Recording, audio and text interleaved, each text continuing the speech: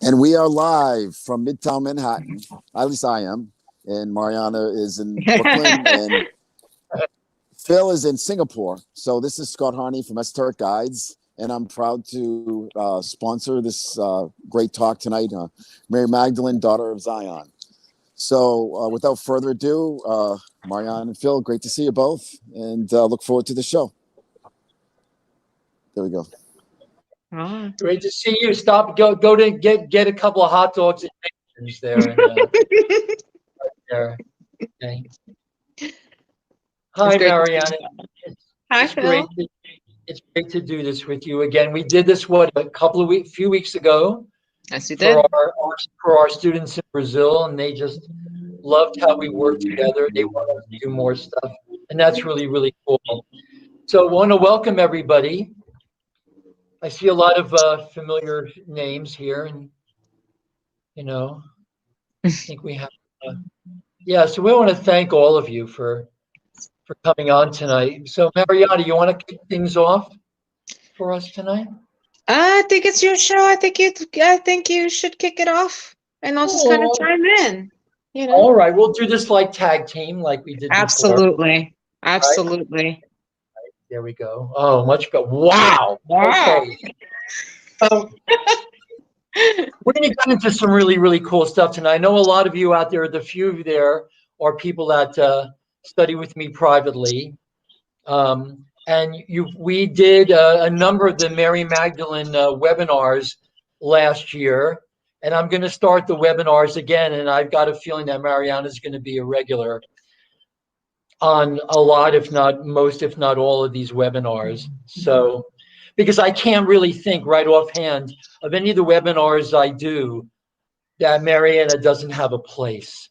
That Mariana and what she carries and what she holds is just, I really just can't see doing much without her these days, really. It's so important because this is really the time of reinstituting the divine feminine to her rightful place in the spiritual hierarchy. This is the time when the presence of God, the Shekinah or the Shekinah, whatever you want to call it, the presence of God in this world, that's been denied for so very long. And not just by men, I would imagine, even women that are denying the fullness, the wholeness, the flowering of their own femininity / sexuality, that I think that's been part of the denial process, which is why the Shekinah or the presence of God has been in the state of exile. We imagine that the presence of God, because of that denial, because of not acknowledging not just that it's something that we always carry within us. And this is that sacred wound, I think. And the Grail Quest has always been about recovering that or re-acknowledging that the Shekinah has been in a state of exile. And until we rebuild what's called the temple in man and women, until we rebuild our own divine temple, until we reestablish and reaffirm the divinity, the innate intrinsic divinity within us, that's when the temple will be rebuilt. That's when the Shekinah will return in her dazzling white radiance. And instead of being the one who holds matter in bondage, she will come back as the liberating angel. Yes. To free us from this biological phase lock, or whatever you want to call it. And a lot of it is reinstituting, I can't remember the exact word now, is bringing that divine feminine back to her rightful place in the spiritual hierarchy. So it's all about rebuilding that temple. And we've been given the roadmap to do it. I think Mary Magdalene and all the Magdalenes throughout time, all the Marys. I remember growing up in New York, and I remember even from the late 60s, and I had a lot of gay friends growing up. And I remember, especially in the 70s, or right around the time of Stonewall and all that kind of stuff, I remember a lot of my gay friends took to calling themselves Mary. They were calling each other Marys. And I wondered for the longest time why somebody would call another person Mary if it wasn't their name. their given names. And then I realized, because Mary, one of the root meanings of Mary is divine child, that if you've been made to feel less than, if you've been made to feel that you're less than because of a sexual or gender, whatever kind of preference, it's important to remind yourself that you are loved, that you are a divine child, that you do have worth, you know? So it didn't surprise me that in the gay community, maybe still even now, I don't know, I know when I needed a little boost in confidence, I used to, walk around the West Village. I was pretty hot in those days. Every little bit of, we need a little boost now and then, right? But yeah, I think that's a big part of it. I know we all hold a piece of the Magdalene with us. I think a lot of us are related by blood. There are bloodlines and blood ties to the Magdalene.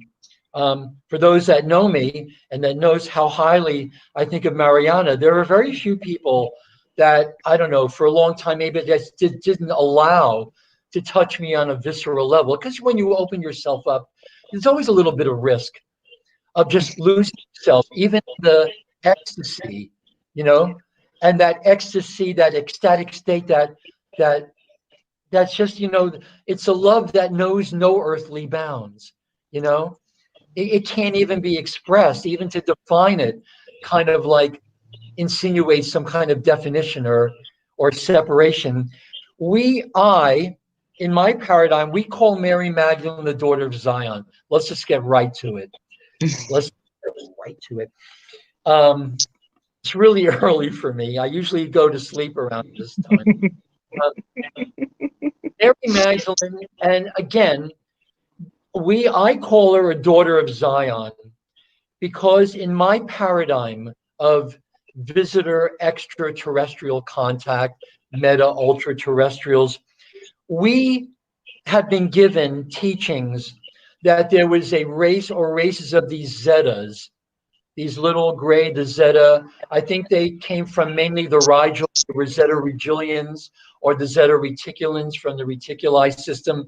They were going into states of, they were basically just losing it. They were going into states of de-evolution because of not just generations, eons and eons of genetic code corruption because of improper hybridization without cooperation, inbreeding. That you see what happens on this planet. A few generations of inbreeding, and it's like, imagine millions of years of inbreeding and improper hybridization of races that did not respect the law of one, that did not understand love, compassion, the attitudes and etiquette of spiritual mastery. And so a lot of these Zeta races were going into cycles of de-evolution. And a race came in to save them, to salvage them, to re-offer them the potentials of natural ascension. Many of these races were called the Atheians. They were the races of mantises. And I know a lot of people have had experience in the past. They've had physical experience or in the astral with these large beings. They're like praying mantises, usually silver or gold. And we call them the Atheians, Aethian. The Atheians, they interbred with the fallen Zeta races, these Atheians, and they are a very, very advanced race, extremely benevolent. They come in to really save a lot of these races that have gone into genetic code, de-evolution, corruption, whatnot, again, because of this improper hybridization. And the race that they created because of the hybridization of the Atheians, the mantises, and the Zetas were called the Zionites. The Zionite race. And in studying for many, many years, the race lines, the evolution, the genetic lineages of visitor races. The Zionites were what's the opposite of the ancestors of the ancestors of the race that became known as the Hebrew or the Hebrew races. Mhm. So here's where we get into the very interesting stuff about the race lines and why this one tribe of the tribe of Israel, the Benjamin race, is so controversial. Controversial. The first king of Israel was Saul, and Saul was a Benjamin. Benjamin, the race of Benjamins, it was hoped that would unite all the tribes of Israel. The Benjamins, we start here. We start with Genesis, and we start with the sons of God descending upon the daughters of men, seeing that many of them were fair, taking them as wives, basically raping them. These were giants, Nephilim slash Anunnaki type races. These were big guys. And the Nephilim did come to the daughters of men, human women, and they interbred with human women. Most of the women couldn't even survive they couldn't survive the birth. These were giants they were given birth to, and they had to be birthed by cesarean. The women very rarely, even some didn't survive the rape, and they certainly couldn't survive the birth because these were giants that were being birthed. But the spawn, what happened between the Nephilim, Anunnaki, and the human female, they were called the Raphaim.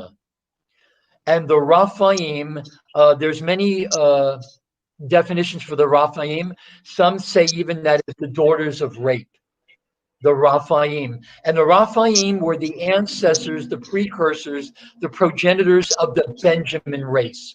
And the reason the Benjamins, they called these the abominations, because they were the spawn of the Nephilim, the fallen angels. But being a Benjamin, especially a Benjaminite woman, is very, very special because of their genetics, okay? Their genetics make them prime candidates to be the sisters of those sacred orders, those holy orders, the koinonos in Greek. They were the prime candidates to be the hierodules, the sacred servants in the temples of Isis, Astarte, those kind of things. They were the sacred servants. And were they whores? Well, yeah, because the original meaning of the word whore is divine child, like Horus, the divine child of Isis and Osiris. So these were sacred whores. They were sacred prostitutes. The original meaning, and I think in the Proto-Aramaic, correct me if I'm a little off here, but I think in the Proto-Canaanite Aramaic, Mariana, the original meaning to prostitute is a woman who is sovereign to herself. Yes. And a woman who makes up her own mind. That's right. So you would go into these temples, and it still is really interesting. So the women, because of their genetics, because they had a lot of the genetics of these higher extraterrestrial races, the sons of God, even though they may have been fallen, they still had very powerful genetics. And when you partake or partake of that virgin birth again in the temples, it was so sacred that that kind of sexual practices was only to be done in the temples. It was so sacred. And isn't it interesting that even men today, to get a taste of that hieros gamos, to get a taste of that, the imminence, the mystery of reunification, like in the Gospel of Philip, in the bridal chamber, in that sacred enclosure, how the high priest goes into the Holy of Holies, from one inner temple to the next inner temple, the whole of holes, the Holy of Holies, to partake of a virgin birth again, to feel that effulgence of light, the hidden wisdom. Where is that wisdom hidden? In that sacred enclosure, in that upper chamber, bridal chamber, or the lower chamber. So you connect with the indwelling of the living God, one who has unified himself or herself even with the elements of both sexes. And one of the highest practices was the vibrations of the sacred name. The vibration of the sacred names in the bridal chamber can radically alter the chemistry of the body.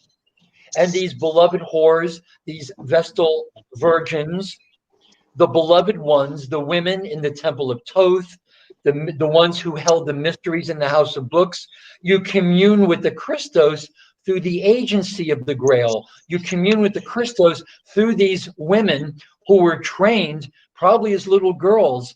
And they were all Benjaminite women, I think. There were clusters of Benjaminite women. You can't understand anything that Phil is saying because the sound is distorted. That may be on your end, Kaliana. I'm not sure. Is anybody else having a problem understanding what I'm saying? Mm-mm. Okay, well, hopefully we can get that undistorted there. So, and welcome, Kaliana. Okay, so the Grail is the woman, is the sacred enclosure. Most of the Grail interpretations I know have to do with women, that women are the Grail. They are the windows or doorways that you commune with God through. They are the beloved ones. It is the mystery of reunification. You know, it is having that sacred tantric type sex and having it with Benjamin women, because at that time, 2,000 years ago, there were clusters of women in Nazareth and Bethlehem. And so you had all these Benjaminite women, and it was a legacy, a lineage of sacred Vestal virgins, whatever you want to call them, high priestesses that were taught from birth. And the thing is that Mary Magdalene, along with Mother Mary, Grandmother Anna, the reason they were controversial is because they also had roles of discipleship and leadership. They were the divine mothers. There was the immanence. You know, the Pope is called His Eminence. The divine feminine is the immanence. It's the indwelling of the living God within the divine feminine. The woman as the revealing vehicle or the pathfinder. And then is it interesting that the initiates, the divine mother, is superior to the lower powers that control the lower thought forms of limitation, like the draconian mind. And isn't it interesting that the divine mother, who is superior to the lower powers, ultimately became mother superior? And definitely in that kind of corrupted role. But these Marys were raised in very chaste environments, I believe, within these specific holy orders, where they were taught since children. And the rules applied to them of chastity until they were chosen to be married. And they were under authority of the chief scribe, and they were under the authority of what's called the 7 demon priests. They supervised the female celibates in these holy orders while they were being trained to work in the temples. So when the women were released from the charge of the 7 demon priests, they're released from conventional ties in order to marry when they're chosen to marry. That's supposedly the 7 demons that were exorcised from Mary Magdalene. There was no exorcism, there was no demons, but she was released from these, what do they call them again? That follow the women around to make sure they don't get into any problems, any troubles. They were the ones they were the guardians of these women, you know, until they were released from these conventional ties in order to marry. And you see how all this stuff was distorted through all the years. There was no demons. She was just released from these priests that were their guardians. What do you call that when the ones that walk around with the women to make sure they don't get any trouble, like in the old country? What do they call them again? Maybe like something to do with chastity. Yeah, I would say guardians, overseers. Yeah. Definitely overseers, yeah. They were the overseers. They supervised these female, not chaperones. That's it. Like in prom, like high school prom. Exactly. So there's a lot of controversy about this, and these Benjamin, all the other tribes of Israel, Saul was able to unite them, not David. David was, sorry, I got to shut that off. David was from the tribe of Judah. He wasn't able to unite all the tribes of Israel. Sorry. Honey, I'm doing a class now. My wife. I'll call you later, okay? Okay, bye. That was short Miller, my wife. Okay. So we'll talk a little bit more about these lineages in a minute. But just to understand, of course, there are all these theories about was she married, was she wasn't married, was she this, was she that. I believed for a long time that we have all these alternate stories of the relationship of Jesus, Yeshua with Mary, with the disciples, because of there's been time travel that have gone back into the past. And when you go back into the past, there's always the chance of creating alternate timelines. I remember my favorite story about this is there was one of Joshua Stone's Melchizedek Ascended Master conferences in Shasta many, many years ago. And they had an Ascended Masters panel. And there were two Yeshuas on the panel, and they began arguing because they were on opposite sides of the table. And one of the Yeshuas was talking about what happened after the crucifixion. And from the other end of the table goes, excuse me, I wasn't crucified. Oh, yes, I was. Oh, no, I wasn't. Oh, yes, I was. Oh, and then you're going to tell me I was married. Well, of course I was. No, I wasn't yet. And they were having an argument. I would still, if anybody knows where to find this audio or the video of these two Christs arguing, this is why I think there's these different realities, alternate realities, because of our time tripping into the past. But this is also why, you think so? This is why it was chosen for Mary Magdalene to marry Jesus. It just wasn't about uniting the tribes of Israel. This was a lineage of Benjamins, again marrying Judeans from the tribe of Judah. So all the tribes of Israel could be united under one banner. This is really cosmic. And before I give it back to Mariana, I just want to say that I've always held the belief that Jesus chose his disciples because of their wives. That it was the women, and all you do is have to read the Gospels, the Gnostic Gospels, especially the Pistis Sophia, where Jesus actually discusses how he scanned the earth. This is actually word for word from the Pistis Sophia, Faith and Wisdom, one of the most notorious of the Gnostic Gospels. This is where Christ, after the resurrection, returns for anywhere from 11 to 14 years to teach the disciples the greater mysteries. And finally, as Christ Jesus scanned the earth for a soul whose creative energy lived in a state of innocence. So we return to innocence. He chose Mother Mary. He was looking for a virgin. And we all know that virgin can mean young girl and this and that. But he was looking for a woman with no karma, who was innocent, who used her mind, her thoughts in a state of innocence, who used her creative energy in a state of innocence. So what good would it have done for Jesus to have been birthed through a mother or parents that had unresolved karma, would have been born with disabilities or something like that, would not have been able to fulfill any part of his contract. So you scan the world, the earth, looking for a woman who uses her creative energy in that state of innocence. And this is part of what we all have to do, our return to innocence. And that rebuilding of the temple is to learn how to forgive, to learn how to have compassion. Compassion, kindness, gratitude, all these amazing things. And I am convinced that Jesus wanted the women, but to get the women who really understood everything. When you read the Pistis Sophia, it's basically an extended conversation between Jesus and Mary Magdalene. And when the other disciples get to ask questions, Peter goes, hello, when am I going to get to ask a question? When Jesus answers him, he can't even understand it, and Mary has to interpret the answers. So you had all this jealousy because Peter didn't say women weren't worthy of life. What he said was women weren't worthy of the life. In other words, to be teachers, to have roles of leadership and discipleship.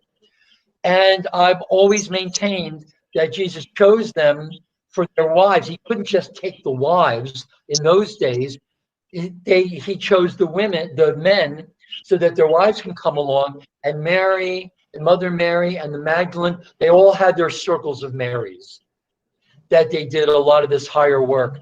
So I know there's so much to discuss with this. Just lay down some broad strokes of why the Magdalene is so important and why the Magdalene energies are so important. And those of us here and there that hold a lot of these Magdalene energies, I do believe that a lot of us have blood ties to the Christed, Magi, Arthurian Grail lines, that even the women that are born now could be descendants of the Benjamin race, what they called, again, the abominations, because they were the mixes of human females and the Nephilim races. But having that gene code, again, just to sum up, it gives these women extraordinary abilities to manufacture very exotic biochemistries within their body, using very sacred practices alone or with partners.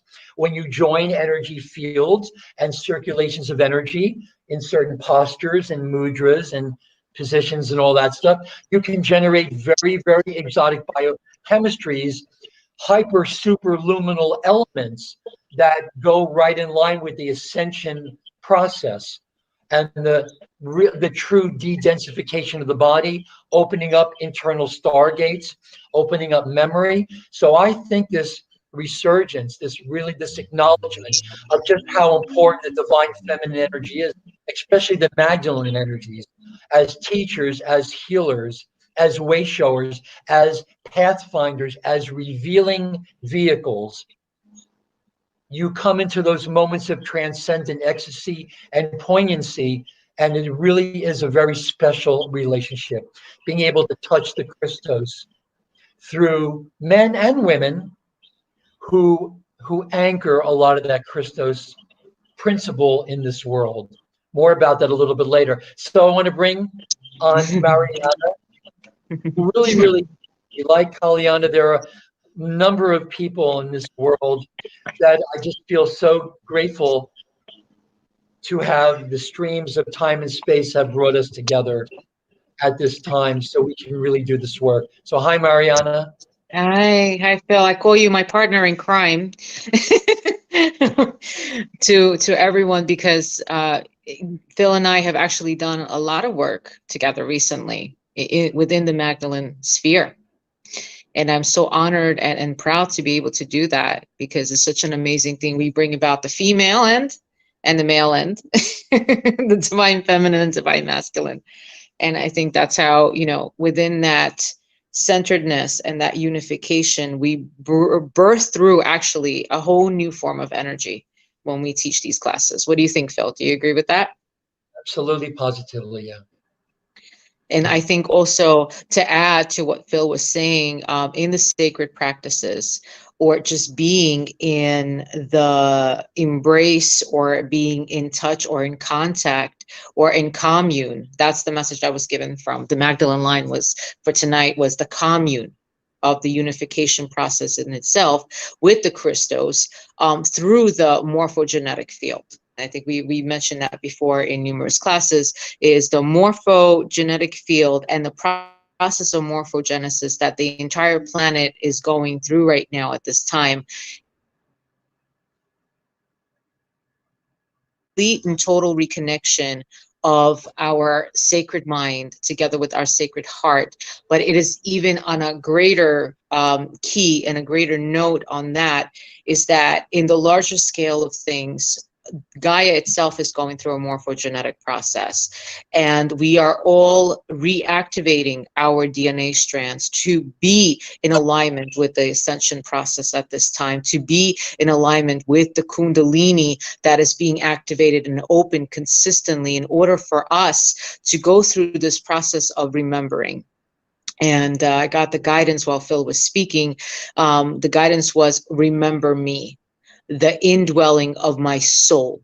And that was what was coming up. And fall asleep within the deepest parts of my soul and my bosom, in the sense that it's not only dealing with a divine feminine, there is a certain energy that is being birthed through at this time on the planet itself, within each of us, and especially those that do carry that Christos specific DNA of the what we call the Holy Grail, really, if you want to really be frank about it. For 2,000 years, we were looking for a cup, a chalice, but we're really not looking for a cup or a chalice. We're really looking for the descendants that still carry that bloodline, and which is in a lot of us throughout the world. We're scattered, but just like Phil said, Yeshua literally scanned the world to find that purity of innocence, and he found it in Mary.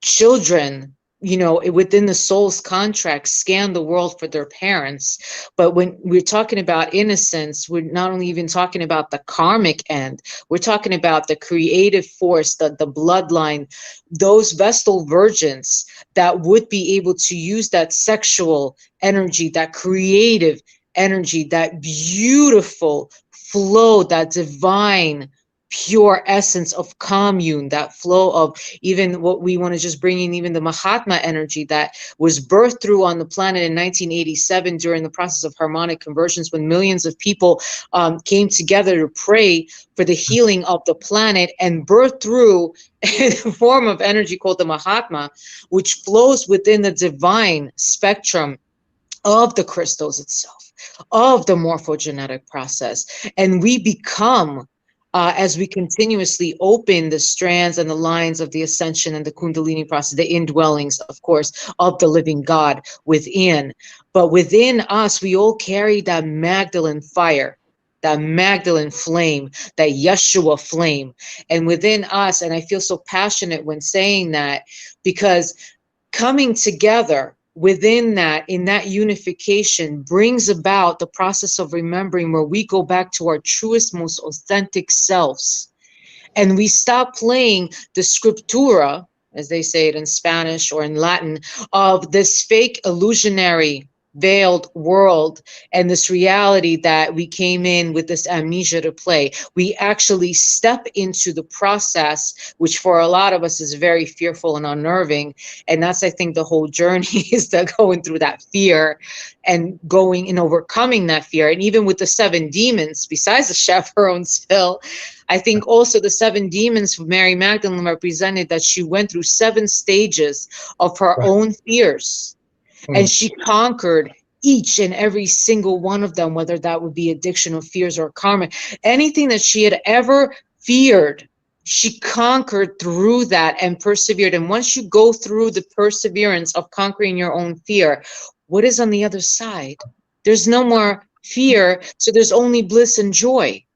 And you actually get to step into your own shoes. And I truly believe, and I was even guided to even bring forth that intensity in that message tonight. And I'm still dealing with that. And I'm still going through the same process as I'm about to actually say it, is that our biggest fear as humans is being the human divine morphogenic process that we go through, but being human and divine at the same time, and stepping into the role of playing our true selves. Because then we actually have to take responsibility for our lives, for our realities, right, Phil? We actually have to step into our own roles and complete our mission. There's no more excuses. There's no more escape. And we actually have to stand in our own truth. And like Yeshua and like Mary, walk our truth. And, you know, without the martyrdom this time, without the sacrifice this time, within that immortal, unconditional, like Phil said, such a beautiful statement, unearthly bound love. There's no bound to this kind of love. It's can be explained in earthly terms, and it can't be measured in any kind of linear timing. or measurements. It can only be explained in vibrational frequency. And I think that is what, you know, each and every single one of us are yearning so much to connect to our soul and to that indwelling part of that bosom part of Mother Mary and Mom and Dad, of that Shekhinah wisdom, of that Shekhinah love, of that divine Sophia, going back to their inner roots where only joy and bliss exists within your own temple. It's not that we're building the third temple in Jerusalem. Oh, wouldn't that be nice? Let's hope another earthquake doesn't destroy that one, right? We are building the temple that unifies us all. Wouldn't that be an amazing empire of actually building the temple that connects each and every single human throughout the collective consciousness, where we all feel the frequency of unconditional love, joy, and bliss that we once did many, many generations ago, many moons ago, and we are getting there. And there is hope and greatest potential for that. And it is that now. We are in the age of Aquarius. We kicked off something incredible and we are getting there. And every day is a single step, not for mankind to go on Mars, is a single step to actually ascend, not fly up into the heavens, but to bring heaven into earth. For us to join heaven and earth within our own temple, and to join love and light within the sacred part of us, the most deepest part of us that we can possibly reach into, and step into being who we are, which is beauty of unconditional divine love, because there's no greater force in this universe in alignment with source than love. What do you think, Phil? Do you agree with that? Absolutely. When our hearts are open to the spiritual dimensions, we're in the immediate presence of something wonderful, something holy. And it's written in all the Gospels, for man, the union of God can be seen in women, is to be seen in women, that women are the most complete and perfect contemplation of reality. You know, this is really the key. It's you come into the state of ecstasy out of stasis, right? Into that consciousness that mirrors the primordial emptiness that underlies all reality. Somebody wrote about the skull in Mary Magdalene. You know, there's a lot of people that feel that Mary Magdalene was worshiping or was a true disciple of John the Baptist. And some people feel that that skull, you know, that you see Mary Magdalene pictured artistically rendered a lot with the skull. Also, the skull represents what's called the nigredo state alchemy, that represent the prima materia in the Latin. This is the base codes of matter, mother matter. This is the void. This is the void in which, when God, you know, cast its face, hand over the face of the waters, said the sacred syllable, women retain that ability. Men too, if men understand and embrace the femininity or the goddess within, that we have that chance to be in divine union.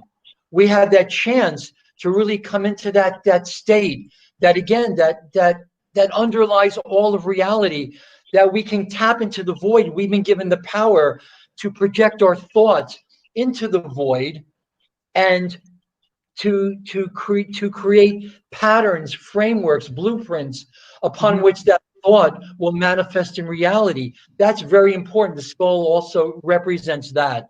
There's a lot of things that it does represent, but all this stuff about the sacred sex and everything, this is, you transform the act of sex into a sacred sacrament. And that's one of the true gateways of the mystical experience. The word kiss, when we do the sacred kiss, even in the worship of the Eucharist, a lot of people out there are familiar with that. Our word kiss, I'm so excited now. Our word kiss comes from the Latin Gaelic word kaith.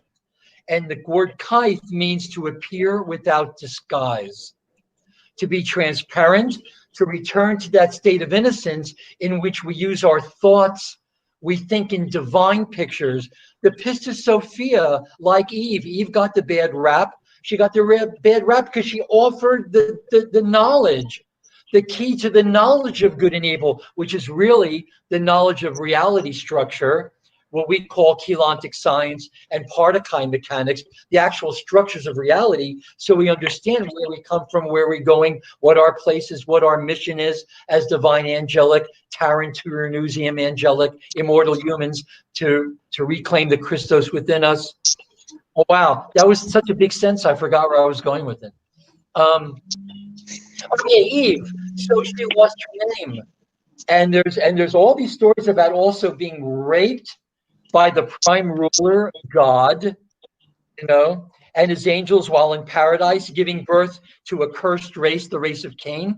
But Pistis Sophia was like that. In the story of Pistis Sophia in the Gnostic Gospel, she goes into the lower world, descends into the lower worlds to illuminate them, to give them knowledge, but gets trapped in the lower aeons. To get trapped, Pistis Sophia, the higher wisdom and knowledge, is now prostituted in the lower worlds. And Pistis Sophia finds charts a way back. And it's basically through forgiveness, through gratitude. The Shekinah now is like the lost bride, the lost princess. All those folk tales of the lost bride, the lost princess, the ones that have forgotten or lost their name, their connection to God. One of the old, I think it's in the Canaanite, your connection with your angelic identity is Shamed. Your Shamed is connection with your angelic self. So what if you lose or don't acknowledge that connection? You are ashamed or ashamed. So to put shame on somebody is saying, to denying their angelic lineage, that we do have higher identities in space. So we got to bring back the lost bride, the lost princess, the sleeping beauty. It's originally based on a story about a married king finds a girl asleep and can't wake her, so he rapes her, right? That's the original story. So all these stories, these folk tales, these myths, these legends, they're really talking about a woman in a state of sleep and forgetfulness who gets raped, who loses her name. Eve, Pistis Sophia, this resurrection of divine feminine is the resurrection of Eve. It's restoring Eve again to her rightful place in the spiritual hierarchy. And again, it really, this, everything that you say is true. It's ultimately about finding our way back to the state of innocence, through, whether it's through ritualized intercourse, you know, whether it's in the Gospel of Philip, explains that the powers of initiation climaxes within the bridal chamber. There's an upper and a lower bridal chamber. You can do it on the bottom. You can do it. You can unite your pineal and pituitary in a beautiful rainbow arc of light. You can do it upper and lower. But it's all about mystical union. And you are so right when you say it is all about a return to love. It's all about knowing that we are inherently and innately divine by our very natures, to remember why we're here, why we were created in the first place, the evolutionary objectives of the human race, our guardianship, to be guardians of not just our own internal stargates, but the interplanetary stargates. So when people say, why are we here? What is our purpose here? Well, we were built to ascend. We were built to be channels for the Holy Spirit, to project that into all of creation. The mystery, of course, of reunification is just that. How do we bring our divided selves together? And I think that's a lot of your work in this world, is how do we overcome our divided nature, right? How do we do that? You know? Yes. Yeah. I think that to add to that, I just got actually the guidance. It was saying that in the ashamed department, yes, ashamed meaning that it's a denial of your angelic lineage. It's almost like you're in denial. You're denying, you're pushing to the side, you're almost like the divinity. That's the message that I am getting right now. And in order for us to really see our way clear in this world and within our own life's journeys, which we could spend pretty much our entire lifetime doing, is removing the guilt, removing the shame. And that's when we get to see our way clear, removing the shame and the guilt of what? Of being human and of being divine. We don't have to say, okay, well, I am human, so I can't do this, this, and this. I can't be spiritual. I can't do, I can't do these practices. Or if I'm divine, I can't do the human practices. No, this is about a return to innocence. And what is really truthfully the return to innocence? It's really being truthful and authentic to your most inner self, which means being playful, being inner child. Children fear nothing, right? Right, Phil? I mean, if you want to agree with that, right? Children fear nothing. They have love for everything. They look through everything. It's almost like they're not looking at things. They're looking through things with the eyes of clarity and soul. They're looking through the eyes of purity and eyes of soul at everything that they do. They're innocent. That's what makes them innocent, because they do not harbor resentment. They do not harbor shame. They do not harbor guilt. They do not harbor fear. They don't harbor judgment, criticism, ridicule, jealousy, greed, all of that, until a moment comes through somewhere within that soul's contract to learn a lesson. And that's when that innocence is broken. That's when that silence almost is broken. Silence doesn't have to mean, and that's where Mary comes in. I can feel the energy coming up, is that after the crucifixion, there was a statement made by Mary in regards to, we will break the silence. What does the breaking the silence mean? It comes hand in hand with what we're talking about at this time. And there's Mother Mary and Yeshua, but also John is coming through. And what that means, and Peter and Matthew, is that breaking the silence means, it doesn't mean silence that you're not speaking or you're not, you're just in stillness. Silence can mean something so magnetically beautiful, is that you're in this state of being where you are in total peace and surrender to love, light, and your own divinity and your own humanness, and you put those two together. And after the crucifixion, that was broken. That state of being was broken. There was division. There was sacrifice. There was death. There was pursuit of what? Of illusionary things that have tied us to what is happening in the world right now, 2,000 years later. And Mary's prediction was that we will break that silence. We are in this period right now. We are breaking the silence of dread. We are breaking the silence of fear, of ridicule, of judgment and criticism. And we are enforcing, in the most purity of thought form, as Yahshua had given me a guidance a few months ago, saying purity of thought form and no other.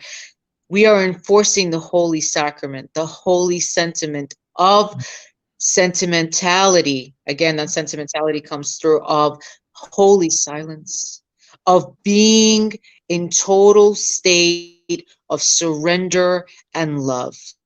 Mary's favorite thing with her brother when she was a child at around the age of 11 was to actually dive in deep water in the Sea of Galilee, to dive deeply into water and look up and feel, as she's going down, the stillness within, because it made her feel immortal. It made her feel there was no fear.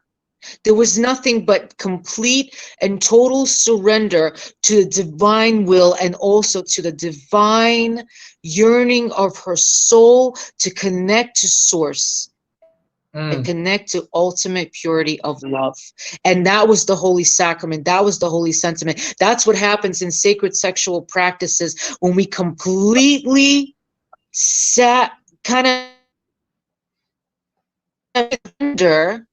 we sacrifice, yes, any inhibitions, any illusions to the world of shame and guilt and bondage and sacrifice and martyrdom. And we actually open ourselves, open our hearts from within For 4 years, I've had the message, I am open, I am open, I am open. And now I finally understand it tonight. I am open means the purity and openness of my heart to become the clear vessel of the divine by stepping into divinity and saying it's okay to be human and it's also okay to be divine. It's okay to be two of that together because it's all the same. And it's all one. I connect my sacred heart with my sacred mind, and I convene in the sacred commune of my own soul together with the Shekhinah, together with the divine Sophia, within my solar plexus, within my powerhouse center, being a woman, being a divine feminine, connecting to my divine and my masculine, becoming the nurturer, becoming the protector, becoming it all as one, and connecting to each and every single one of you today on this platform, together with Phil, to bring about, and not even to teach you, but to flood you with this amazing Magdalene, Mahatma, healing, loving energy of the divine feminine, of the Shekhinah, of the Sophia, of Divine Mother, and Scriptura. Again, scriptura is coming up. Scriptura doesn't mean a book. Scriptura means the akasha within, the information we hold within our DNA, deeply within that, from the Benjamin, from the Judah, from all the tribes, together in commune with the unification of our God's own essence and immanence, as Phil said before, within. What do you think, Phil? I think that's, yeah. Yeah. Do you agree with that? Absolutely. It's echoed in the Gospel of Mary Magdalene, in which supposedly some pages are missing, that the Holy Spirit itself is associated with the creative element of the Divine Mother, who is, again, superior to all the powers that draconian, reptilian, insectoid powers that control basically the thought forms on earth. The Gospel of Mary Magdalene restores the image of Mary Magdalene, restores the image of the fallen Eve, that she stands equal, if not above, the other male disciples. And it also restores the image of Eve, the original mother, because the original sin, according to the Pissa Sophia and a lot of these old Gospels, sin arises when we block or attempt to destroy our higher supernature. Like Mariana said, when we reject or deny that we have higher identities in time and space, that we are created of meta substance, that we come from a higher divine blueprint. And yes, Mary Magdalene may have been sanctified on 7 levels through her seals, the chakras, released from the 7 demon priests. But in the amazing chapter 8, she describes the ascension process. She's the first to see Jesus, right, after the resurrection. She had the vision. She saw the vision of Jesus during his ascension in his light body. And the Pistis Sophia is when he comes back in his light body. And she's challenged by the powers of wrath, the lower powers that do not want to see us ascend, the forces of wrath. And she says, the ascending soul, for whatever you feel, if you've been violated or allowed yourself to be violated or done violation or corruption yourself, you must give apologies. You must sing songs of praise. The apology comes from the old apollo, means not many. So when you apologize, you are reaffirming oneness. Your apology is your acceptance of responsibility for wrongs you believe you have done, for violations, and also be willing to change. Also be willing to let go of our lower nature and affirm that you are done with this, and give thanks and give praise for the ability to choose to be grateful, to choose to forgive if you feel you've been violated.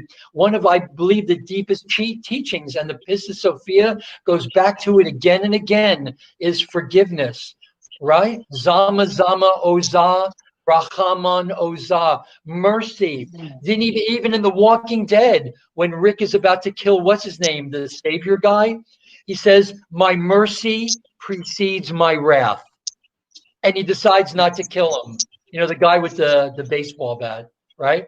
So, but that's very important. And now you have to affirm you are done with it. And it's a lot about forgiveness for wrongs we have done. And if you have, just forgive yourself, apologize, and then you are placed with forgiveness. Right from the Pissa Sophia, I've spent years and years in reading commentaries through it, and I believe it's one of the most important of the Gospels, that with forgiveness, your soul is declared innocent of all intensifications of karma. Forgiveness alone, the energy of forgiveness can clear karma, can clear all the miasmic blueprint, and you are returned to a state of innocence, and you are brought back to a state of never having been separated from the oneness. And Kalyana is right. This, you want to, if you feel you've got to pass over into the death experience, you do it consciously. The Book of the Dead, the Egyptian and Tibetan Book of the Dead, a lot of the Essene teachings teach about how to pass over consciously.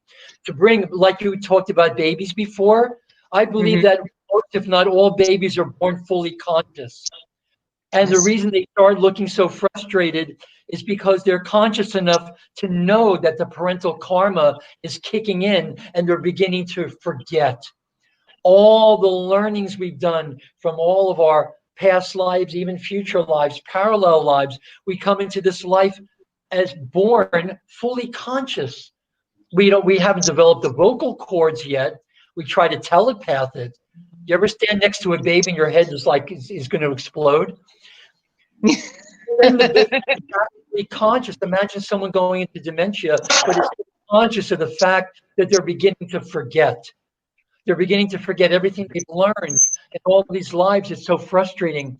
We must be able to retain the memory if we feel we have to go on to cycles of incarnation and that kind of stuff, to bring the memory with us. And I think the Magdalene teachings is to restore the memory of who we are, where we come from, why we're here, and where we go when we leave.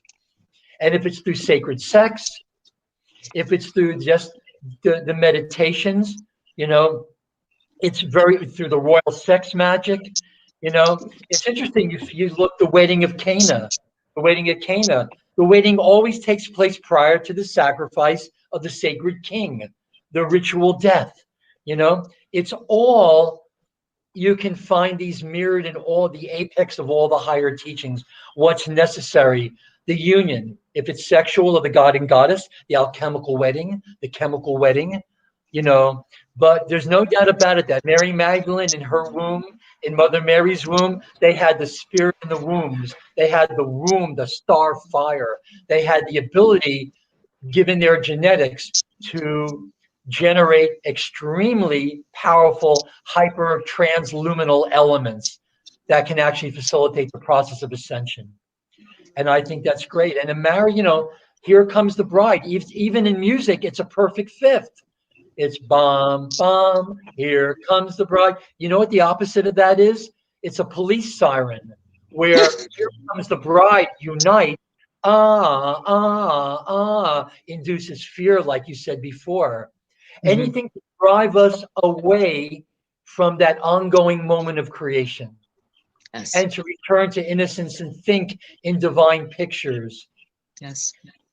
The whole idea is to remove the masks. I mean, those masks, to be transparent, to do the sacred kiss, to honor. Yes, Mary Magdalene kissed Jesus on the mouth, but they never say that it's a blank.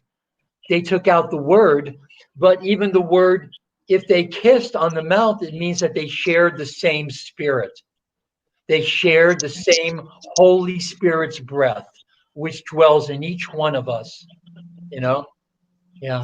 In Hebrew, to add to that, Phil, in Hebrew, ruach, the spirit, the ruach, that through that kiss, it doesn't mean, it's not talking about lips going on, and intermingling. It's talking about the ruach, your breath.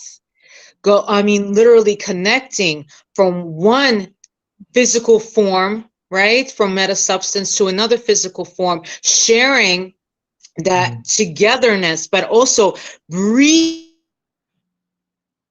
within any of my channelings, breathing the energy of spirit within, which then leads to exactly the indwelling of my soul, the indwelling of my spirit, the indwelling of the living God represented within me. I am in the image of God, because therefore I am representation, the physical formality, the meta substance, the physical substance of the prima materia. I mean, if you really want to go to that end within that process of morphogenesis, right? It is the prima materia that connects creation right? starts in the blackness. Creation starts in the void.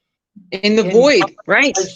Substance, meta substance, that we project our thoughts in order to give that thought a vehicle, a framework, a blueprint upon which to manifest itself. And you're right. Why would the ruach, so spirit, be a female noun?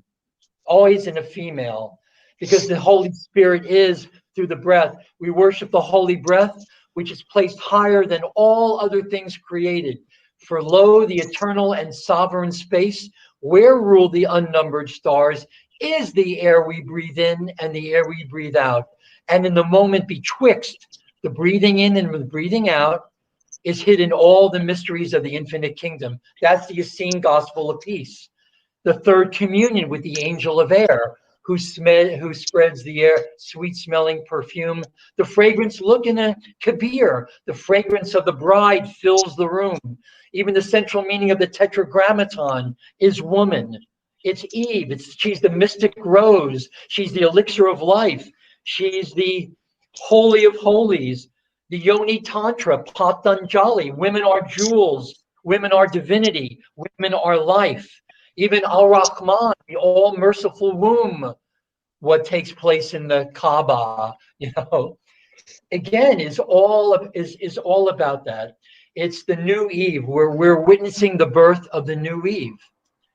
I think it's a collective personification of the divine feminine principle manifested in men and in women, right? Because what's most attractive to the woman is the woman and the man, I think. Like conditions seek like conditions, right? And I think for the men to be a real he-man, to be a real he-man is to be the Shekinah, is to have that presence of God within you.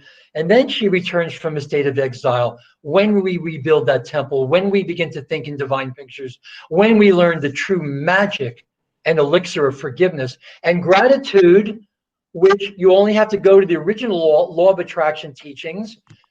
Gratitude is a magnetic force that unites your brain and your solar plexus in the heart. And that's where gratitude is felt.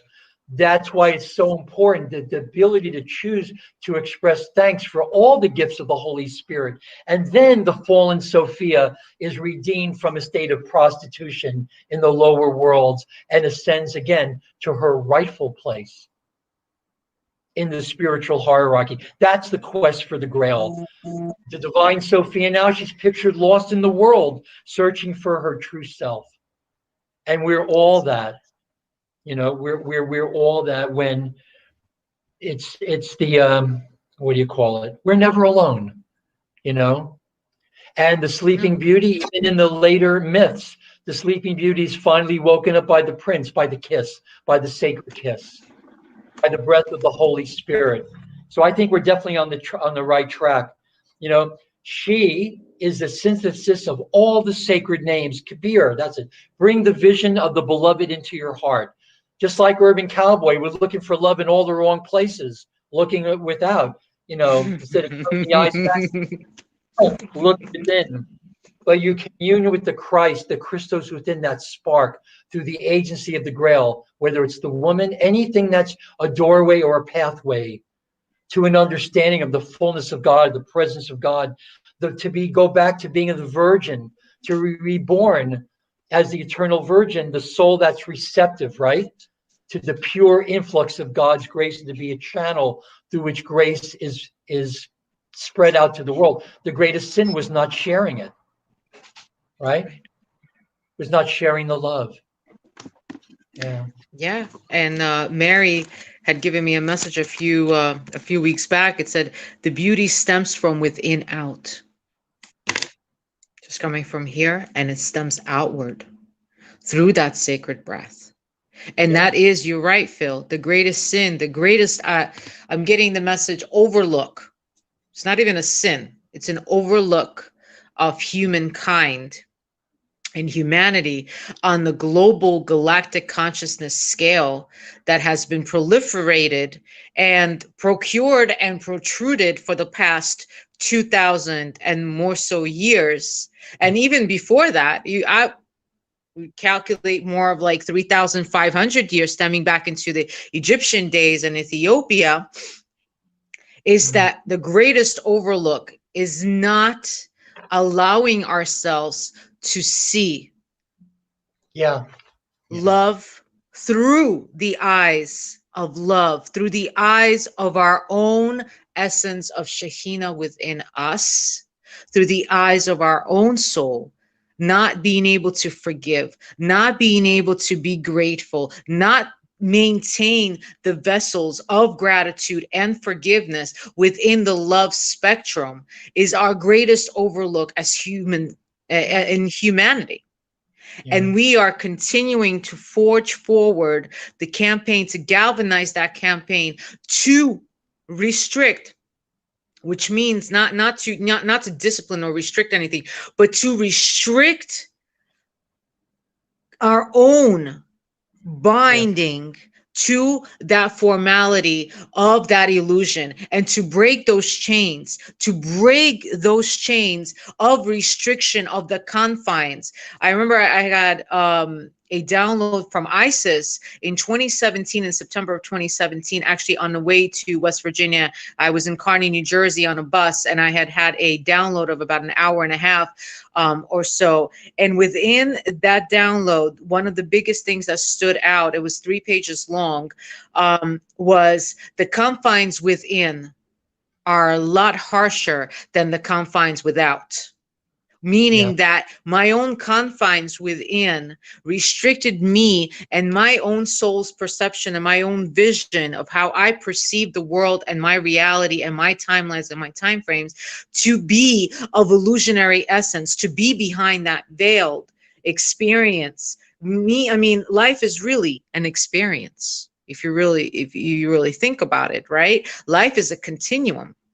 And so we restrict ourselves. We allow that proliferation of that illusionary process to go on. But now, within that age of Aquarius, nothing that doesn't belong to us and nothing that serves its purpose will remain.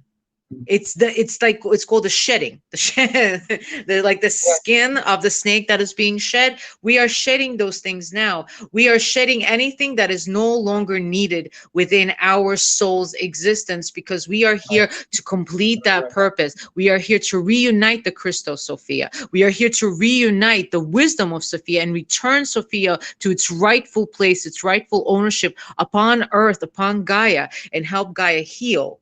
And help, because we're part of Gaia and Gaia is a part of us. We're helping Gaia heal, and we're helping ourselves heal, and we're helping to heal the galactic spectrum on the galactic side of the galactic consciousness. So we are healing the collective consciousness from a broadband perspective, not only within the Earth's vector, but also around the galactic vector. And I think that's an amazing thing. We've come so far over the past 2,000 years to be able to do that. And we are so much more open. Our hearts are so much more open, and it can only continue to become more open within the next projected next few thousand years. I'm glad you brought up also the age of Aquarius, the age of the water bearer. You know, this is the time. It's like Mary can also mean to unite, like marry, right? Mm-hmm. It can mean that which unites. It can mean spirit in the womb fire, the waters of life, the well of living waters. So now it's time to dip into the well of living waters. And who brings the water? Who is the water bearer? Who has the crystal wombs through which shine forth the light of God? The womb fire. It's a koala, I think the tantric koala ritual of generating the waters of life, the well of living waters. Men can do it. Men can even lactate. under certain extraordinary conditions, you know. But it's the again, it's the crystal wombs. I love this, from which shine forth the light of life. Jesus called, when he talked, referred to Mary as having the effulgence of light. When you look at the Emoto work, if you've really mastered forgiveness and gratitude, you see those crystals, the light they can hold and the light they can radiate is because of the structure of those crystals. So if you become the living embodiment of forgiveness, grace, responsibility, forgiveness, compassion, gratitude, Kuan Yin, all that kind of stuff, you will, every crystal and microcrystal in your body will be able to hold and radiate that light. That's when you walk the earth like the Magdalene and be in that effulgence of light and be a presence healer, just healing with your light, illuminating all the dark spaces in the world. And whether you're progenitors of the Grail bloodline or not, the Merovingians, whether you're the Vine of Mary and all that kind of stuff, it's still, we're all connected. You don't have to be blood relation to the Mary Magdalene lines or the Grail, Magi Arthurian Grail lines to know that we're never separate from our true source. Whether it's represented as this or that, you know, we all are in this together, and we all are feathers in each other's wings. We all keep each other aloft. We all help each other to understand the true meaning of love, you know. And it's interesting that before the male penetrates the female, the original penetration was at the tree of life. It's the higher wisdom that penetrates the male first. The desire to create, to extend love came first. The indwelling glory of the female had penetrated the male first. And then what does the male go and do? The male penetrates the female. But the thing is, it's like this whole thing of, behold, grace has come upon you. Let my peace be your peace. You know, it's the more that we're present with ourselves, I think, the more you'll feel the presence of God and the indwelling presence of God. And we all glimpse moments of that in moments of transcendent poignancy, when you see the sacred in everything, when you know that everything is an expression of the divine. It may sound like platitudes and it may sound just like words, but then again, words all convert into electrical impulse. And that electrical impulse, there are mathematical programs to open up the Kabbalistic gates of light within you, and the light will come in. And I feel that the only real blocks left, or the major blocks, as Mary talks about in the Pistis Sophia, the Sophia of Jesus Christ, all the great Gnostic Gospels, is the great mystery of the forgiveness of sins. The great mystery, the Zama Zama Ozah, Rahaman Ozai. I don't know how much time we have left. You want to lead us into, I wonder if we haven't tried this yet, to see whether we can do meditations with the harp, if there is a lag or not. Would you like to? Well, Sure. We can also open for questions also, right? Yeah, I think we have one question, Phil. Can you check that? Yeah. What's the question we have there? There was a question earlier on about the skull. And, with Kalyana. I tend to go with the crowd that believes that the skull may be the skull of John the Baptist, that the relationship of Mary Magdalene and John the Baptist was very, very special. Da Vinci knew it. You know, his portrait of John the Baptist was the only one he never let go of. He held it to his breast on his deathbed. There's something very special about John the Baptist, you know. And there's something special. A lot of us have been to the south of France. You know, we've been to all the sacred sites. We've been to this. We've been to that. We've been to St. Maximum. We've seen what they believe to be the skull of Mary Magdalene. I don't know. Who knows? What's most important is the work, the historicity of it, or the accuracy of Gospels, or this or that. What's really come shining through is the truth of what was taught in those days. And it's the reunification, the Divakut, the overcoming of our divided nature. How far are we going to go if we still continue to prostitute ourselves in the lower worlds? Isn't it interesting that men are still drawn to these sacred temples of divine spiritual science, sexual science. We call them brothels now, but isn't it interesting that there's still something in the male psyche that males are still drawn to these places where the hierodules, where the sacred servants, can give you a taste of the Christos, and how even that's been bastardized and corrupted, like a lot of the great concepts and institutions of ancient times, and even the practices of ritualistic sex and Gnostic sex magic and all that kind of stuff.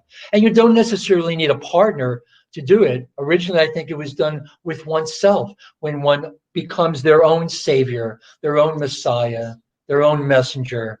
And then it's great. Then you can go and really have a great time once you're full within yourself, that you don't necessarily need someone to complete you. It's two completions coming together to create something really synergistically, something that didn't exist. It's the principle of emergence, something that doesn't have that quality separately, but when they come together, something is created that doesn't exist looking at them in isolation. Like hydrogen and oxygen. You look at them in isolation, there's nothing wet about it. But you put them together, and all of a sudden you have the characteristic of wetness. Yes. It's emergence in its synergy. And yeah. It's the reemergence of the synergy within us. Yeah. Which is As there. one, right. It's there waiting to emerge. And all we really have to do, I think, is not a matter of accretion. We just have to surrender. And really, the real meaning of surrender is allowing yourself to, I think in the Aramaic, I can't remember the word, of surrender is allowing yourself to expand into greater vistas. How can you do that until you surrender? Like even with surrender the lower thought forms to come and to start thinking in divine pictures. I know there are a lot of races out there that would like to see us stay where we are, to limit ourselves to this biological phase lock. But we have everything we need. We're so divinely created. We're vehicles for ascension.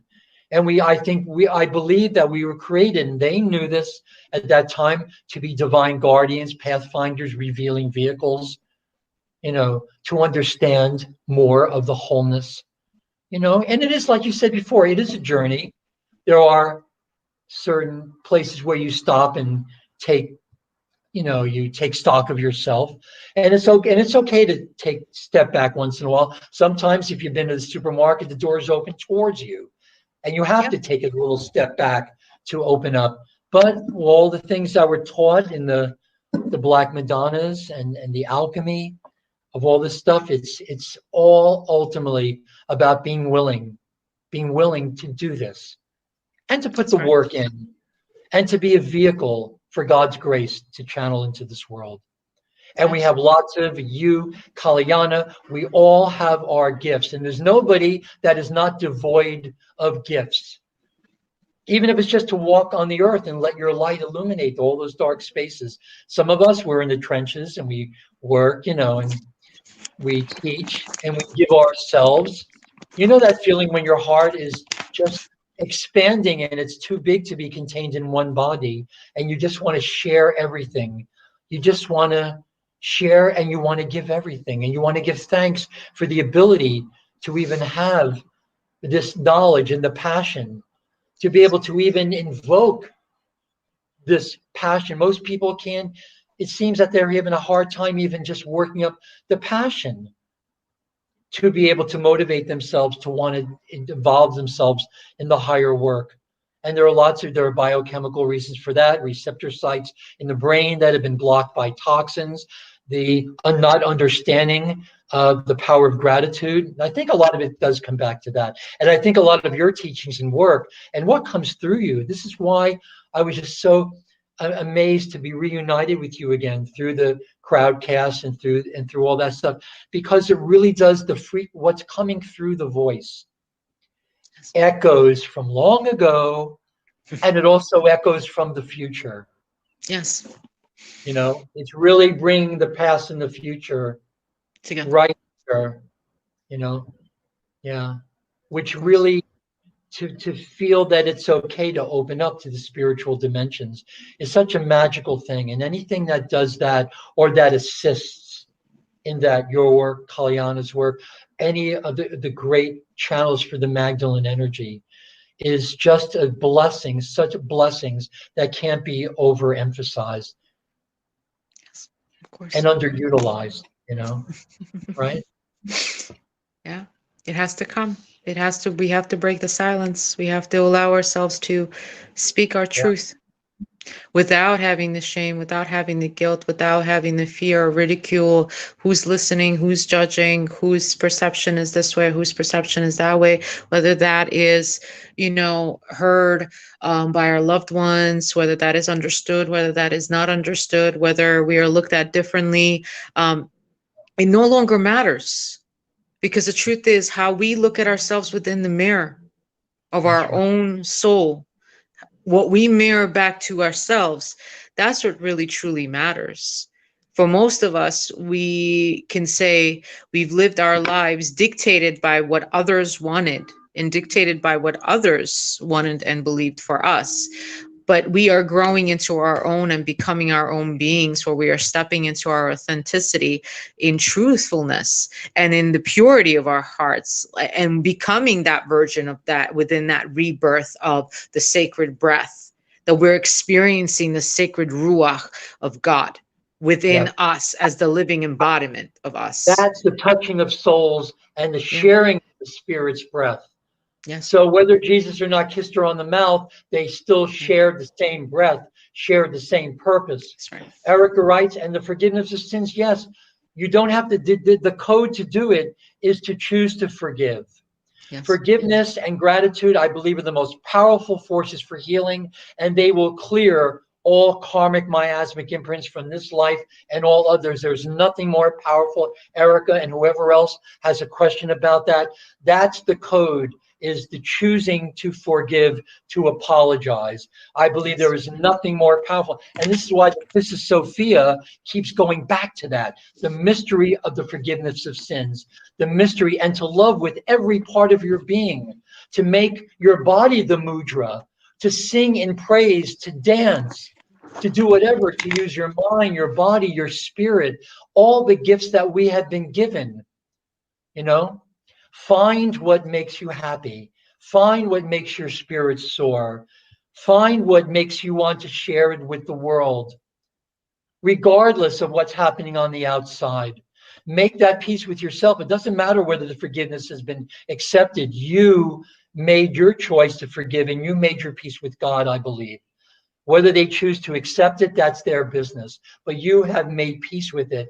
And I will tell you, there's nothing more liberating than getting off of one wheel, getting off of just progressively clearing the karmic miasmic imprint. That's what blocks the DNA from its natural activation. So you really don't have to spend thousands of dollars on a weekend to get your DNA activated. Just choose to forgive and express and learn the attitudes and etiquette of true spiritual mastery and make them daily practices. Blessing, all these things, to bless everything. Don't be a doormat. Understand where they're coming from. Forgive them, for they knew not what they did. So, of course, forgive them.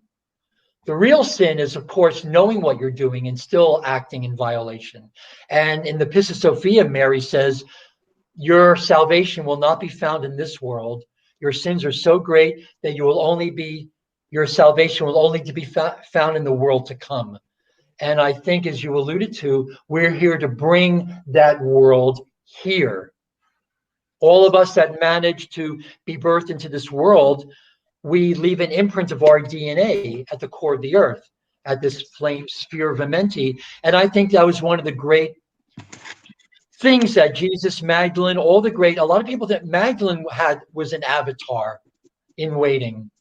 All these people that had those DNA codes that were able to birth into this world, especially those of the Benjamin tribe, left an imprint of their DNA as they passed through that Stargate at Earth's core at the moment of conception. And now all incoming souls, as they pass through that Stargate at that moment of conception, have that same DNA pattern, the ability to become Christed in one lifetime. I think that's what Jesus, all the Magdalens, all the circles of Marys, Jimmy Twyman's emissaries of light, Arthur and his knights, you know, all these groups of wonderful angelic humans were to reignite that Christos spark in us and in the planet, and bring the planet itself into its Christos embodiment. What could be greater than that? We all have that common purpose. Maybe our paths will be different to where we get there, but there will be places where we will see each other, we will meet, we will love, we're so happy that we have found each other here in this world. Of all the planets and all the times to choose, we chose now and we chose here. And it's just so miraculous that we find each other and we see the gifts in each other, and that we love each other. Yes. You know, and that we really, really do feel that and come to feel how great that feels to be in love. And sometimes, you know, it's a challenge to stay there, you know, but those are the lessons, I guess, we're here to learn. And once we learn the lesson, we don't need, once the karma is cleared, you don't need the lesson anymore. A lot of people are so addicted to the lesson that they will keep bringing the new karma in, because that was their comfort zone for so many lifetimes. Once it's gone, it's gone. Wish it well. You know, you can invite your shadow to join you, but if it wants to go its own way, just God bless you. You know, send me a postcard. You know, that's it. I think our work here is just, how can anybody be bored in this life? How can anybody not imagine that there's a higher purpose to our lives and a higher purpose for every act that we engage in this life? It's a miracle, you know? You know, Eat, Pray, and Love, that old movie with Julia Roberts. Mm. And Eat, Pray, and Love, and towards the end of the movie, why I found that so unnervingly interesting to me, and how that led also and helped me within my spiritual journey, was that towards the end, before she meets the Brazilian man, when she's in Bali, when she returns back to Bali, I don't know if, for whoever has watched this film, is that she goes through this process of spiritual awakening, spiritual journey. And within that movie, she learns to forgive. She learns to forgive herself for her divorce. She learns to release the shame and the guilt for her divorce. Someone helps her to go through that process. And the famous words there was, so if someone is still holding on to you, so let them love you. If they're still missing you, let them miss you. If they're still can't forgive you for certain things, let them not forgive you. You ask for that forgiveness. You ask for that apology. In English, if you look at F in the script form, you will actually see a cross if you take the top off, right? Yeah. Isn't that interesting? And forgiveness is Christfulness. That's what I'm being, right? Isn't that like an amazing actually statement? Like forgiveness is Christfulness. If you're going to leave something to the world, right, on the cross or whatever, the whole idea, I think, and you helped me understand that even like, I think you talked about the stages of spiritual development or something like that. Look at the Via Dolorosa, look at the walk of pain, shame, whatever, look at the walk of sorrow. I would think that after 14 stages of spiritual development, you would get off the cross. Well, rather than getting nailed to the cross after 14 stages of spiritual development. Look, The Wizard of Oz, 14 original books, 14 rare earth elements. There's something about that 14 stages of spirit, I think, and it's even alluded to in the Gospel of Mary, the Egyptian Tibetan books of the dead, the getting to know the bardo, the in-between, the limbo, you know, and it's not in limbo, it's not lowering yourself in the true limbo rock, it's raising the bar, you know, to make it easier to go under. But I think, again, it's all about getting off of the cross of space, time, and matter, and to leave the world with something. Forgive them, Father. They knew not what they did. if you're going to leave the world, I mean, look at the top regrets of dying people. I think if you can take anything to the bank, it's what people are saying, thinking moments before their death. And you know what the main regret of dying people is? That I didn't live a life true to myself. Sometimes it takes that moment before death for the treasury, the cave of treasures, to open up and realize that's what it was all about. That it was about sharing, that it was about living a life true to yourself. Kiss, that sacred kiss. Why does it have to take all that? Why not do it now? Why not choose to do it now and get yourself off the cross? That you don't have to carry someone else's cross. You don't even have to carry your cross for as long as you needed to.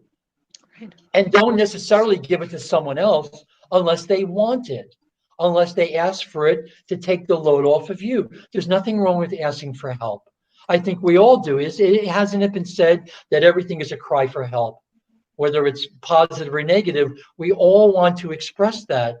And I think you really make it very, very clear that it is all a call. The call comes out. It comes out on that wave.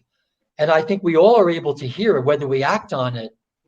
There are choices that we can make to not hear the call or not act on it, or just to ignore it. But how long can you ignore it before it comes right to your face?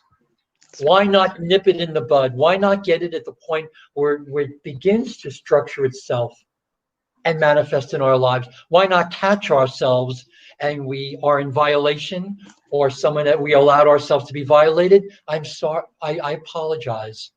I apologize for my naivete, or because I trusted, or because I did something wrong. I am sorry. I'm sorry. Doesn't mean you're a sorry person. It means you're in sorrow. You're in sorrow because you haven't learned the magic of forgiveness.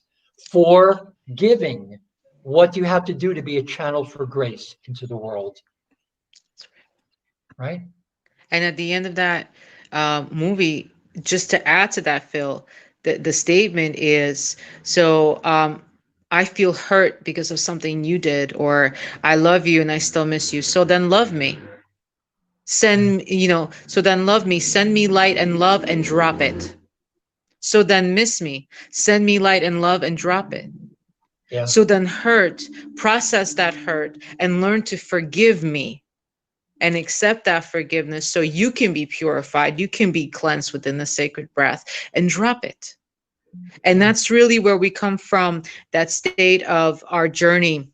And within those 7 stages of learning to forgive, learning to, kind of like go through the fear, go through the judgment, go through the ridicule, go through a whole lot of different things. And then at the end of the long rainbow, learning to say to yourself that love is more important than anything else. And I choose to forgive because I choose to purify myself with that. And I'm sending you love and light, and then I'm dropping it. And this is where I'm going to go into the stage in Latin called Altro Versi Amo, which means it's a crossover. And that is my most favorite part of that movie, because that truly did spark the beginning of my spiritual awakening. That word was almost like a DNA activator for me, because it gave me chills throughout my entire body when I first heard it. And I started to write it everywhere. Altro Versi Amo, meaning the crossover point, where you cross over from the beginning of your roots of amnesia at birth into the complete and total reconciliation and the return. In Hebrew, it's called the Aliyah, the law of return. And as a matter of fact, they actually have that in Israel. You're able to come back as long as there's some Jewish roots that are actually found within your biological DNA spectrum. And you go into that reconciliation, into that Aliyah stage of returning your joy, in turning your authenticity into the rightful ownership, returning your joy into a rightful owner, returning divine Sophia essence of your own being into the return of the rightful owner, and returning the Shekhinah to hover again once again over the temple when it hovered before. They actually say, there are folk tales that the Shekhinah hovered over the temple, the second temple of Solomon, right? Until its collapse due to the earthquake. After the crucifixion, the Shekhinah left.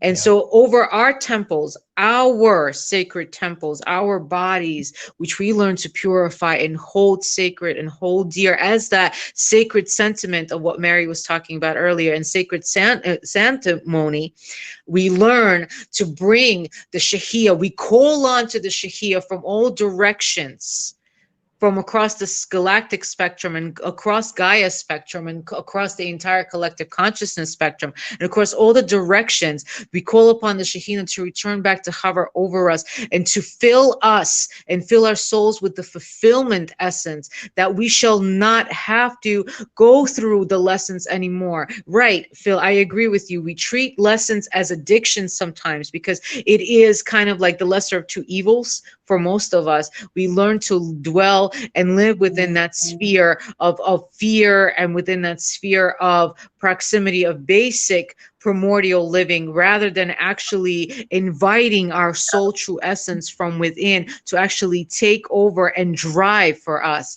to take that sacred, what they call it in Sanskrit, the sans, and what they call it in Aramaic and actually ancient Hebrew dialect, the linshom, the sacred breath of the Ruach. And we learn to connect to that, and we learn to bring it all back now. And that's the return to innocence. That's the return where we take our creativity, our sexual essence, and we're not ashamed of it. We actually build it and we use it to manifest and co-create the true reality of our own selves and our own lives. Right? I think, Phil, you do agree on the level, correct? Oh yeah. Absolutely. That and for a lot of people say, well, it's not, we've heard it before. Well, the reason you keep hearing it is because it's true. Yep. And it's not so much that the truth will set you free, it's what you do with the truth. Now you can own it. Now you can claim it. Now you can claim authority over it. Sovereignty. You don't have to be the subject now. Now you can be now you can be what you always wanted to be, but didn't think you could. Understand what's possible for you. And if it's not in violation, we can have everything we want to be able, everything we need when you find your true soul's purpose. Everything will be given to you. You'll have to get out of the way, not for it to be real to you. She herself is revealed by wisdom. She's revealed in wisdom and by the laws of mercy. Mercy, this is the key. There's nothing we really need to do except really begin to understand and utilize what was always given to us. And for a lot of people, like I was beginning to say, it sounds like platitudes and we've heard it before. Yes, well, there's a reason that it keeps being echoed through all the great teachings, the apex, the nexus of all the great teachings, because therein lies the truth. Therein lies our salvation, not in a fundamentalist understanding, but herein lies our ability to restore the potentials that have always existed within us as individuals and a race, to ascend as a race, to ascend multidimensional identity integration, the original objectives, the promises held in our DNA, the reason for our original creation, our origin and destinies in space. It's absolutely amazing. And it can happen. It's happening already. It's unstoppable, I think, at this point. And yes, there is consciousness, I believe, coming from the parallel universe. Whenever we create karma and miasmic stuff, there is a circulation of consciousness. It mainly is the responsibility of the cones, the two cones of the chakras, the front and back cones. There is a circulation and a regulation, cycling of energy back and forth between us, our universe, and our parallel universe. We live in a magnetic particle universe, matter universe, but there is a double. There is a parallel antimatter, antiparticle. You know, when they come together, it's annihilation of one type of thing, but it's the recreation of another type of thing. When it's done the right way, you have this cycling of particle and antiparticle, matter and antimatter, us and our double, the parallel universe. The story is that our parallel universe has been under a draconian, insectoid, one world sort of order for many years now because they run a few years ahead of us.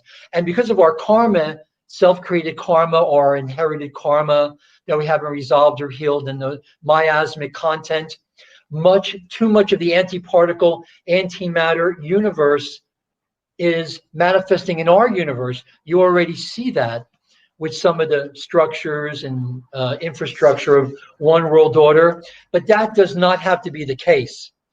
If we can clear our karma, maybe we can even heal it for the parallel universe. We can certainly put the earth in another trajectory.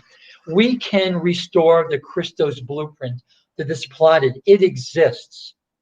We acknowledge that it's there, and the teachings have always been there. They're part of us. We are the teachings. We are the the great Gothic cathedrals. They are the textbook in stone. They are the art Gothique. You know, we are living mandalas of sound and light. Sometimes in the workshops, a lot of people have seen. I show a snowflake, an electron microscope photograph of a snowflake, and it looks like an altar.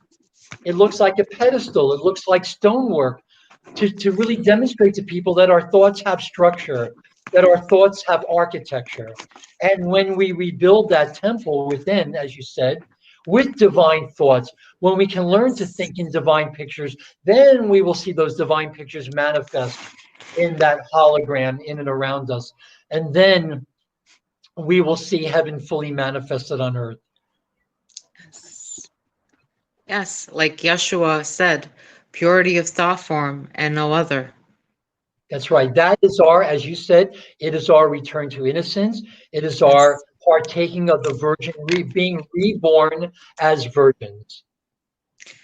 And I think also what the other message that came through was, it is our sedimentary root core connection to our most deepest divine original blueprint. Yeah. And that's that's pretty deep. And the message that also came from Yeshua directly to everyone here tonight was, always remember, you are strong, you are whole, you are safe.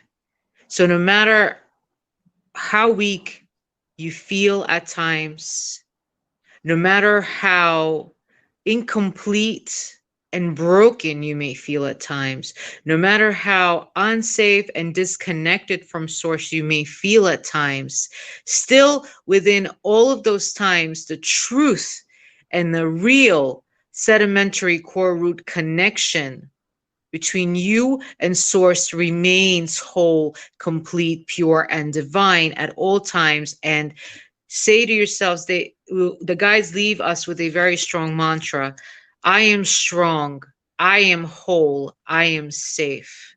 And if you could say it with me within yourselves 3 times, so the brain and the mind and your soul manufacture, like your imprint can actually register it, is I am strong, I am whole, I am safe, I am strong, I am whole, I am safe. There is nothing broken or wrong in my world. I am strong, I am whole, and I am safe. And a special message to you all from Yeshua is, I have never left you. And even when you have abandoned your true nature, and you have become ashamed and disconnected from your true self and your identity, I was still here with you, as I am still here with you now, through the process of the remembrance of your own ruach and your own ahavat olam. Ahavat olam is immortal love in ancient Hebrew. is immortal love. There is nothing stronger than the frequency of immortal love. Gratitude, forgiveness is within that frequency, because just like Phil said, our thoughts have structure. Our thoughts and our lives, our imprints, our actions, our thoughts are the living mandalas of sound and light. And when we talk about the prophecies and even in Revelation of rebuilding the temple, we're not talking about rebuilding the actual physical form. And that may very well come. But while we are looking on the outside of ourselves, we are really going within and trying to rebuild our own temples from within by refurbishing the old thoughts, by refurbishing all that is no longer needed within our lives, that is no longer holds any kind of purpose for our souls and our soul's mission. We are restructuring and recalibrating our own frameworks of DNA from within. And as Yeshua points out, purity of thought form and no other. So we can rebuild our own temples from the ground up and create the grassroots for a brand new generation of the most highest vibrating living mandalas of sound and light there ever was in human history, or the history of the entire scope of the galactic collective consciousness.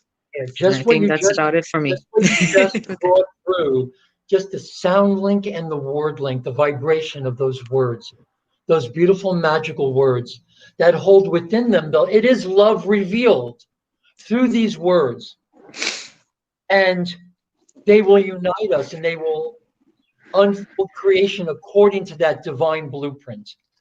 Yes. They will. Once we open our minds and truly seek the light, then we will really begin to receive the higher mysteries and to share them with those of faith. You know, faith and wisdom, pistis Sophia. Yes. You know, yeah. Yes. Yes. Maybe we can end with the I know that we've ended a couple of our sessions before with the Shema Yisrael, Mm. but I think we can collaborate that together before we end with all of us listening with the eyes of our soul and the ears of our hearts through what the real meaning behind the Shema Yisrael is. And it's Shema Yisrael in ancient Hebrew.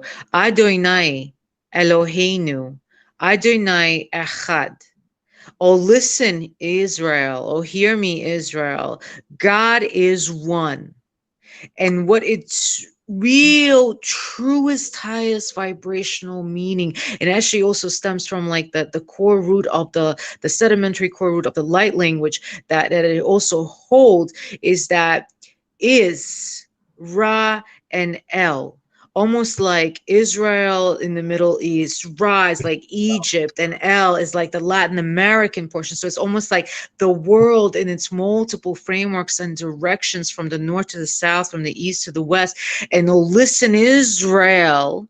So all tribes, including the Right. Benjamins and the Judahs, and all tribes, God is one. But it's not just talking about the what they used to refer to as the cult of Yahweh or Adonai, or the entire group and the team of the Elohim. It's talking about God is one. God is one within you in the image and the spectrum of you, as you become your own living mandala of sound and light. You become your own vibrational temple, that which then carries the vibration of the metaphysical, of the divine onto planet Earth. You become the truest vehicle on Earth of the divine and living soul embodiment of the crystal Sophia on Earth. And that is, oh, hear me, right? That Yeah. may be the greatest collective. That may be the greatest and most powerful affirmation of oneness, apology of all time. Hear, O spiritual Israel, not the necessary geographical, the spiritual, the congregation. Hear, O Israel, that the Lord God is one. So it really is the greatest affirmation. And in wave form, you see this affirmation in almost every language known to man. The wave form, the wave nature of this affirmation of oneness, it may be the greatest apology. It may be what heals the world, the karma of the world. So right, so right. Yeah, Let's do it heals the karmic miasmic imprint of the Yeah. entire human collective consciousness as a whole and its own history of the Akasha. Should we sing it? We can. So let's say it together. And then we could even add the Zama Zama. Yeah, the Zama Zama, we can add the Ein Sof, we can do it. We can just I don't think we would have all night though. I think we'd need like more than You okay. do the Shema, I'll do the Zama Zama. Oh, the Zama Zama is a secret mantra Jesus gave to his disciples to get them into the field of forgiveness. Yes. Position them so they would really be able to understand the power and the great mystery of forgiveness. Yes. Okay. I'll put it real quick in the. And I'll put the Shema in the chat too. Yes. We could have done the Shema while you played the harp. I'm gonna try. I'm gonna.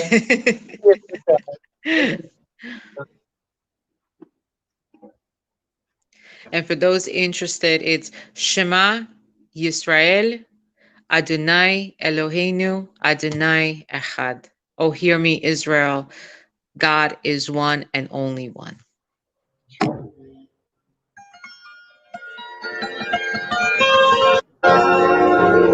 Beautiful. Beautiful, Phil. Beautiful tuning, indeed.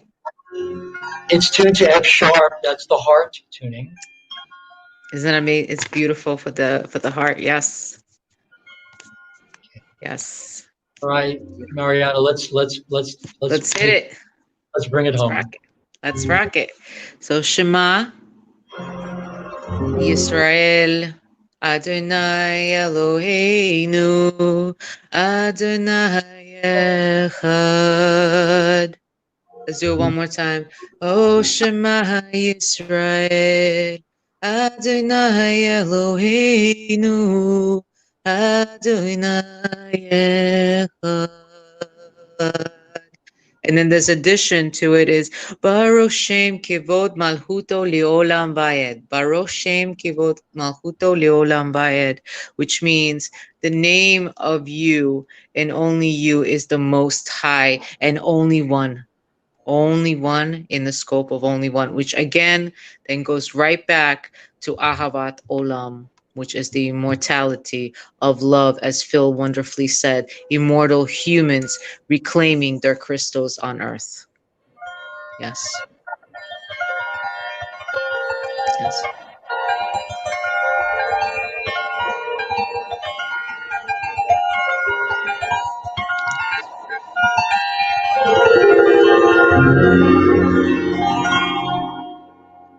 Yes.